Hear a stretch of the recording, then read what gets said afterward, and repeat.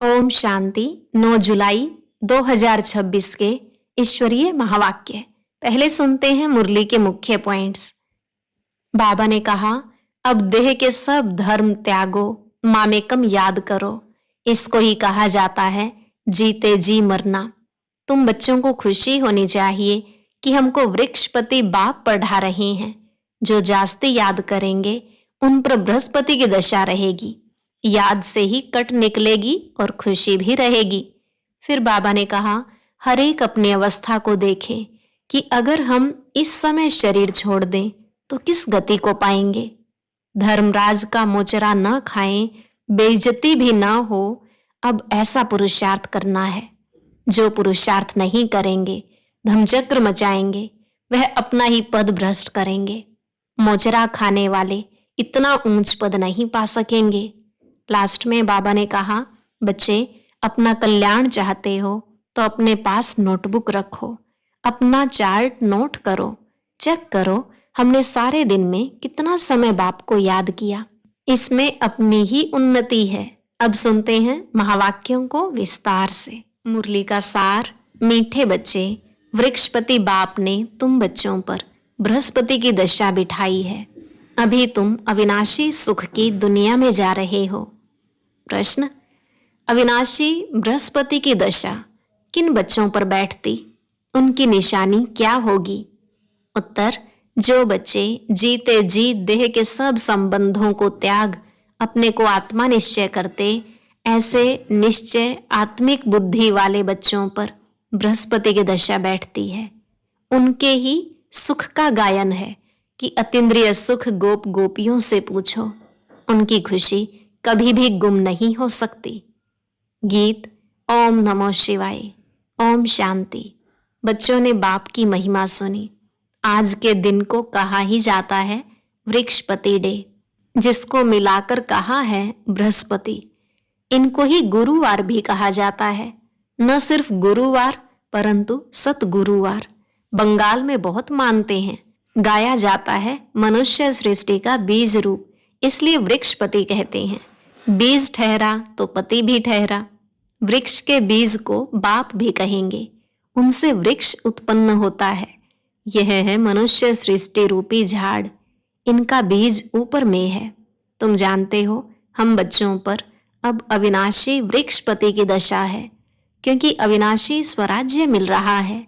सतयुग को कहा ही जाता है अविनाशी सुख धाम, कलयुग को कहा जाता है विनाशी दुख धाम। अभी दुख धाम का विनाश होना है, सुख धाम अविनाशी है, आधा कल्प चलता है। जो अविनाशी वृक्षपति स्थापन कर रहे हैं, बच्चों को सर्विस के लिए पॉइंट्स नोट करनी है। प्रदर्शनी में यह पॉइंट्स मुख्य समझाने की हैं, क्योंकि मनुष्य तो कुछ भी जानते नहीं। बरोबर यह है ज्ञान। अब बाप यह ज्ञान देते ही हैं नई और पुरानी दुनिया के बीच में। फिर यह प्रायलोप हो जाता है। देवताओं को यह ज्ञान नहीं होता है। अगर यह चक्र का ज्ञान हो तो फिर राजाई में मजा ही न आए। अभी भी तुमको ख्याल होता है ना, क्या राज्य लेकर फिर हमारी यह हालत होगी। परंतु यह तो ड्रामा बना हुआ है, चक्र को फिरना ही है। वर्ल्ड की हिस्ट्री ज्योग्राफी रिपीट हो रही है।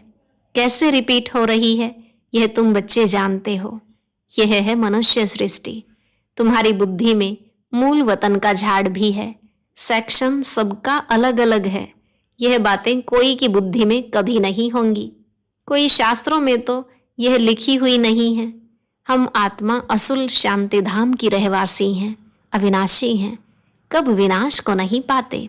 वह समझते हैं बुदबुदा पानी से निकल फिर उसमें मिल जाता है। तुम्हारी बुद्धि में सारा राज है। आत्मा अविनाशी है, जिसमें सारा पार्ट नोंधा हुआ है। यह चक्र का नॉलेज कोई शास्त्रों में नहीं है। भल कहाँ कहाँ स्वास्तिका भी दिखाते हैं। चक्र की सिर्फ ऐसे ऐसे लकीर लगा देते हैं, जिससे सिद्ध होता है अनेक धर्म थे।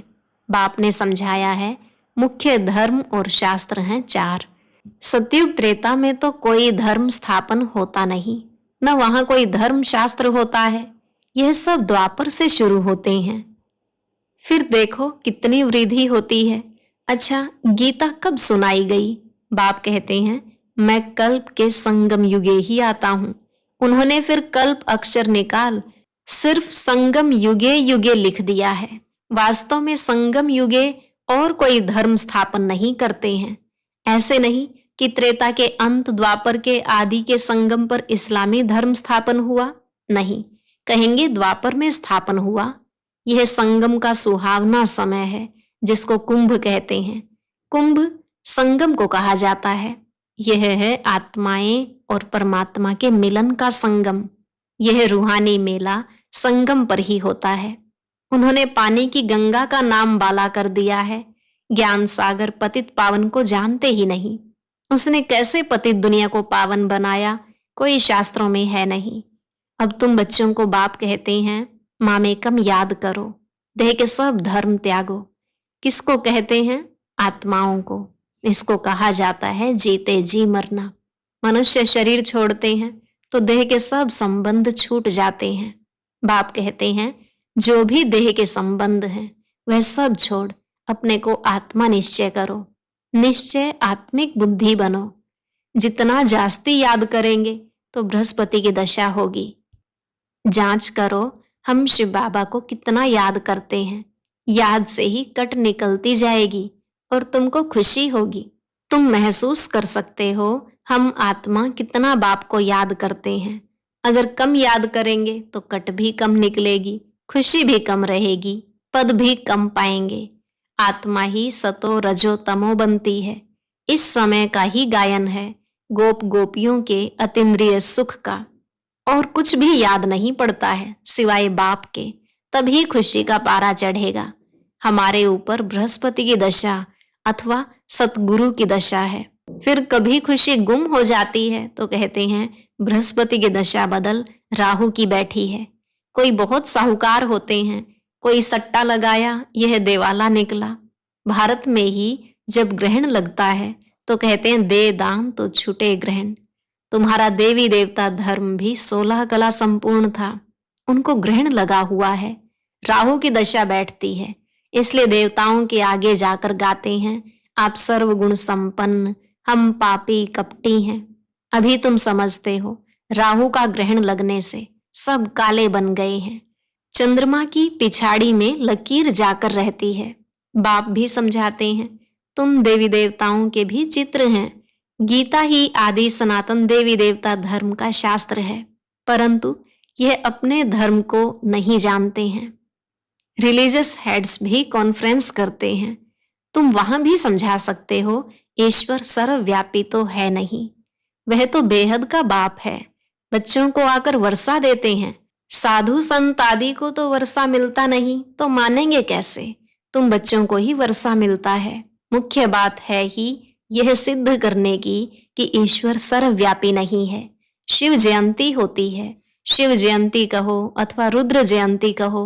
रुद्र यह ज्ञान यज्ञ रचते हैं, है तो शिव। वही गीता ज्ञान यज्ञ है जिससे विनाश ज्वाला प्रज्वलित हुई है। प्रैक्टिकल में तुम देखते हो कैसे निराकार बाबा ने रुद्र ज्ञान यज्ञ रचा है। साकार तो कुछ कर न सके, यह बेहद का यज्ञ है। इनमें सारी पुरानी दुनिया स्वाहा होनी है, बाकी तो वह सब है जिस्मानी यज्ञ। कितना रात दिन का फर्क है। बाप कहते हैं यह रुद्र ज्ञान यज्ञ है, विनाश भी होना है। तुम जब पास हो जाएंगे, पूरा योगी और ज्ञानी बन जाएंगे, तो फिर तुम्हारे लिए नई दुनिया स्वर्ग चाहिए, नरक का जरूर विनाश चाहिए।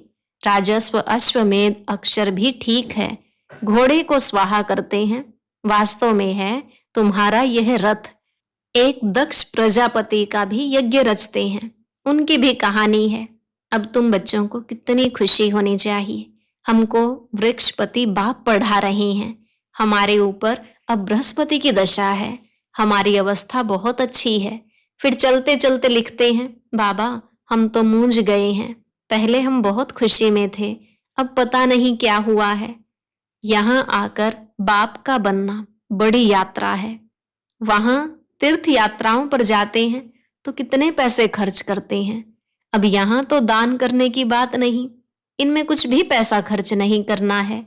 वह है जिस्मानी यात्राएं तुम्हारी है रूहानी यात्रा। जिस्मानी यात्रा से फायदा कुछ भी नहीं। गीत में भी है ना, चारों ओर लगाए फेरे, फिर भी जन्म जन्मांतर दूर रहे। अभी तुम समझते हो कितनी ढेर यात्राएं की होंगी। कहाँ न कहाँ मनुष्य जाते जरूर हैं। हरिद्वार में गंगा जी पर जरूर जाते हैं, पतित पावनी गंगा समझते हैं ना। अब वास्तव में तुम हो सच्ची सच्ची ज्ञान गंगाएं। तुम्हारे पास भी बहुत आकर ज्ञान स्नान करते हैं। बाबा ने समझाया है, सतगुरु एक ही है, सर्व का सदगति दाता, सिवाय एक सतगुरु के और कोई गुरु नहीं।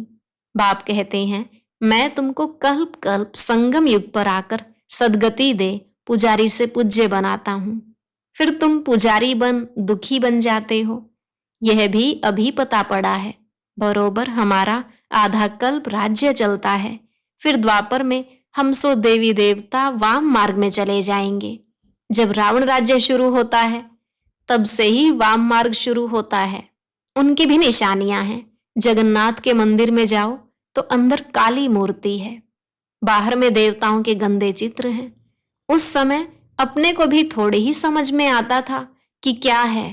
विकारी मनुष्य विकारी दृष्टि से देखेंगे तो समझते थे देवताएं भी विकारी थे। यह लिखा हुआ है, देवताएं वाम मार्ग में जाते हैं। ड्रेस भी देवताओं की दी है। यहाँ भी दिलवाड़ा मंदिर में जाओ तो ऊपर में स्वर्ग लगा हुआ है, नीचे तपस्या में बैठे हैं। इन सब राजों को और कोई जानते नहीं है। बाबा का तो अनुभवी रथ है ना। तुम बच्चे अब समझ रहे हो, आत्माएं और परमात्मा अलग रहे बहुकाल। तुम जो पहले अलग हुए हो, फिर तुम ही आकर पहले मिलते हो। सतयुग का फर्स्ट प्रिंस है श्री कृष्ण। श्री कृष्ण का बाप भी तो होगा ना। श्री कृष्ण के माँ बाप का इतना कुछ दिखाते नहीं हैं, सिर्फ दिखाते हैं माथे पर रखकर नदी से उस पार ले गया। राजाई आदि कुछ नहीं दिखाई है। उनके बाप की महिमा क्यों नहीं है? अभी तुम जानते हो, इस समय श्री कृष्ण की आत्मा ने अच्छी रीति पढ़ाई पढ़ी है, जिस कारण माँ बाप से भी ऊंच पद पाया है। तुम समझते हो हम श्री कृष्ण की राजधानी में थे, स्वर्ग में तो थे ना। फिर हम चंद्रवंशी बने, अब फिर सूर्यवंशी बनने के लिए श्रीमत पर चल पावन बन पावन दुनिया के मालिक बनेंगे। हर एक अपनी अवस्था को देख सकते हो। अगर हम इस समय शरीर छोड़ दें तो किस गति को पाएंगे, हर एक समझ सकते हैं। जितना बाप को याद करेंगे उतने विकर्म विनाश होंगे। मनुष्य के ऊपर कोई आफतें व दुख आता है, वह देवाला निकालते हैं तो साधुओं का जाकर संग करते हैं। फिर मनुष्य समझते यह तो भक्त आदमी है, ठगी थोड़े ही करेंगे। ऐसे ऐसे भी 2-4 वर्ष में बहुत धनवान हो जाते हैं। उन्हों के बहुत छिपे हुए पैसे होते हैं। हर एक अपनी बुद्धि से समझ सकते हैं। तुम्हारे में भी बहुत हैं जो बहुत कम याद करते हैं। इसलिए बाबा कहते हैं, अपना कल्याण चाहते हो तो अपने पास नोटबुक रखो, चार्ट नोट करो। हम सारे दिन में कितना समय याद में रहे। मनुष्य तो सारी जीवन की भी हिस्ट्री लिखते हैं। तुमको तो सिर्फ याद का चार्ट लिखना है, अपनी ही उन्नति है। बाबा को याद नहीं करेंगे तो ऊंच पद पा नहीं सकेंगे। विकर्म विनाश ही नहीं होंगे तो ऊंच पद कैसे पाएंगे? फिर सजाएं खानी पड़ेंगी। मोचरा जो नहीं खाएंगे तो पद अच्छा मिलेगा। मोचरा खाकर फिर कुछ थोड़ा बहुत पद पाना वह क्या काम का? धर्मराज का मोचरा न खाएं, बेइज्जती न हो, यह पुरुषार्थ करना है। तुम देखते हो शिव बाबा बैठा रहता है, फिर धर्मराज भी है। तुमको सब साक्षात्कार कराते हैं। तुमने यह किया था, याद है? अब खाओ सजा। फिर उसी समय सजाएं उतनी ही खाते हैं जितनी जन्म जन्मांतर खाते हैं। पिछाड़ी में थोड़ा रोटी टुक्कड़ मिला, उससे क्या फायदा? मोचरा तो नहीं खाना चाहिए। अपनी अवस्था की जांच करनी है। जैसे पोता मेल निकालते हैं, कोई 6 मास का, कोई 12 मास का, कोई तो रोज का भी निकालते हैं। बाप कहते हैं तुम भी व्यापारी हो। कोई विरला व्यापारी बेहद के बाप से व्यापार करे। धन नहीं तो तन मन तो है ना। उनको सर्राफ भी कहते हैं, मट्टा सट्टा करते हैं ना। तुम तन मन धन देते हो, रिटर्न में 21 जन्म के लिए कितना वर्षा पाते हो। बाबा, हम आपका हूं। ऐसी युक्ति बताओ जो हमारी आत्मा और शरीर इन लक्ष्मी नारायण जैसा बन जाए। बाबा कहते, मैं तुमको कितना गोरा बनाता हूं, एकदम रूप ही बदल देता हूं। दूसरे जन्म में तुमको फर्स्ट क्लास शरीर मिलेगा। तुम वैकुंठ में भी देखते हो। तुम जानते हो यह मम्मा बाबा फिर लक्ष्मी नारायण बनेंगे। एम ऑब्जेक्ट भी दिखाते हैं। अब जो जितना पुरुषार्थ करे, अगर पुरुषार्थ पूरा नहीं करेंगे, धमचक्र मचाएंगे, तो अपना पद ही भ्रष्ट करेंगे। अच्छा, मीठे मीठे सिकिलधे बच्चों प्रति माता पिता बाप दादा का याद प्यार और गुड मॉर्निंग। रूहानी बाप की रूहानी बच्चों को नमस्ते। रूहानी बच्चों की रूहानी बाप दादा को नमस्ते नमस्ते, गुड मॉर्निंग, शुक्रिया बाबा, शुक्रिया। धारणा के लिए मुख्य सार। पहला पॉइंट, अपनी अवस्था की जांच स्वयं ही करनी है। अपने कल्याण के लिए डेली डायरी रखनी है जिसमें याद का चार्ट नोट करना है। दूसरा, बेहद के बाप से सच्चा सच्चा व्यापार करना है। अपना तन मन धन बाप हवाले कर 21 जन्मों के लिए रिटर्न लेना है। निश्चय बुद्धि बन अपना कल्याण करना है। आज का वरदान, खुशी के साथ शक्ति को धारण कर विघ्नों को पार करने वाले विघ्न जीत भव। खुशी के साथ शक्ति को धारण कर विघ्नों को पार करने वाले विघ्न जीत भव। जो बच्चे जमा करना जानते हैं वह शक्तिशाली बनते हैं। यदि अभी अभी कमाया, अभी अभी बांटा, स्वयं में समाया नहीं तो शक्ति नहीं रहती। सिर्फ बांटने व दान करने की खुशी रहती है। खुशी के साथ शक्ति हो तो सहज ही विघ्नों को पार कर विघ्न जीत बन जाएंगे। फिर कोई भी विघ्न लगन को डिस्टर्ब नहीं करेंगे। इसलिए जैसे चेहरे से खुशी की झलक दिखाई देती है, ऐसे शक्ति की झलक भी दिखाई दे। स्लोगन, परिस्थितियों में घबराने के बजाय उन्हें शिक्षक समझकर पाठ सीख लो। परिस्थितियों में घबराने के बजाय उन्हें शिक्षक समझकर पाठ सीख लो। अव्यक्त इशारे, ज्वाला स्वरूप स्थिति में रह शक्तिशाली याद का अनुभव करो। लास्ट सो फास्ट पुरुषार्थ ज्वाला रूप का ही रहा हुआ है। पांडवों के कारण यादव रुके हुए हैं। पांडवों की श्रेष्ठ शान, रूहानी शान की स्थिति यादवों के परेशानी वाली परिस्थिति को समाप्त करेगी। तो अपनी शान से परेशान आत्माओं को शांति और चैन का वरदान दो। ज्वाला स्वरूप अर्थात लाइट हाउस और माइट हाउस स्थिति को समझते हुए इसी पुरुषार्थ में रहो। अच्छा, आज का अव्यक्त ज्ञान मोती सुनने के लिए ऊपर दिए गए बॉक्स पर क्लिक करें। अगर बॉक्स दिखाई नहीं दे रहा है तो ऊपर जो कॉर्नर में शो लिखा हुआ है उस पर क्लिक करें।